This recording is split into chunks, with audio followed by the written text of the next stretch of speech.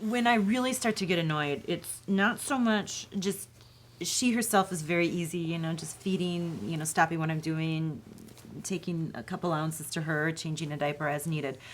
What gets to me to be much is the medical appointments. And right now it's just one follow-up after another follow-up after another follow-up. So I have to go to Boston, deal with the traffic because nobody knows how to drive, or they do, and it's just they're not driving legally. They're, just making left-hand turns in front. So, I fear for my life every time I do that. Doctors, it's Boston Children's. It's the most reputable children's hospital in the world. So everybody comes from everywhere to go, and doctors are always running late. So what would be an hour-long appointment ends up being an all-day affair for me. But she has 8 different specialists, so you have to see them every 4 to 6 months, and blood draws and this and that. So I think the frustrating part is just dealing with the doctor's appointments. I despise going in and out of the doctors because we don't ever get answers. It's more just continuing to follow up. Not that I expect that I'm suddenly going to get my magical answer, but it's just a frustrating waste of 6 or 7 hours to me. So I think that's when, and he hears it, like all of this comes to a head when I'm driving into Boston once again for another appointment. I know it's necessary, but it just feels as though, you never get any answers. And it's, I always just think of to what end? To what end? What am I doing this for? So I'd say that's when it really becomes overwhelming for me. If I'm giving the doctor more information than they're giving me, if it ends up being that sort of an appointment, that annoys me. That's wasting my time. I just read her paperwork, but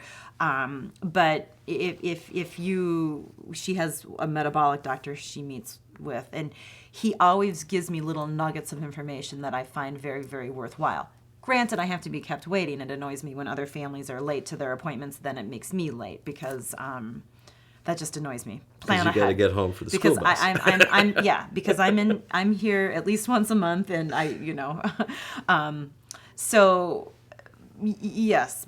But if it's an appointment where I am giving more information, and it's just I cannot stand having my time wasted, and I've talked to other parents, and when we were in this weird area of not knowing what the disease is, you do get frustrated, and I've had other parents that have stopped going to certain appointments because it's what is the point of this? I stopped going to her vision appointments because she's legally blind. We found this out, and every time a grad student would pass around, can she see this?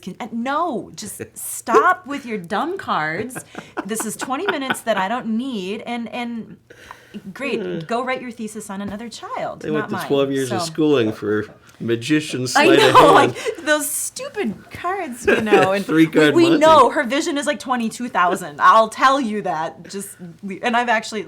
And I think that's the important part of this is the fact I'm that just cut to the right? chase. Which is you don't have to go to every single one, and they're not going to tell you don't have to go. Yeah. You have free will to say, you know what, Yeah. this is not worthwhile. Yeah. So I'm not going to do it I anymore. do that now to the medical Which is assistants. good. I think that was a good thing to learn. The 12-year-olds that lead you into the room, and we need to do a height and weight. Nope, she was just at Children's last week. It's in her charts. She did a height and weight last week. She has not gained any more weight in 10 days. Oh, okay, I'll let the doctor know. Yeah, just let the doctor know. We'll just go right into the room now.